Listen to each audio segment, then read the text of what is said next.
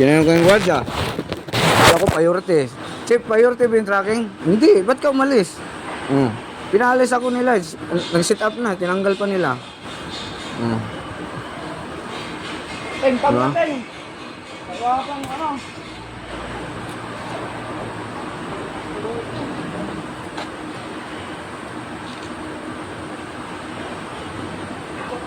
Pare, hindi pala kay priority dito eh. Hindi pala kay priority dito eh. Naka-sit up na yung issue tang. Dapat antayin mo na yung supervisor kung anong sasabihin. Hindi, sinabi na. Makapag ano ka sa akin, busina eh.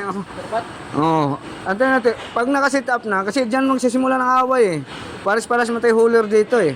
Naka-sit up na, antayin natin yung supervisor kung anong sasabihin. Ate, sinabi na ni Sir. Makapag-alis ka sa akin, alam mo. Hindi, Di ba?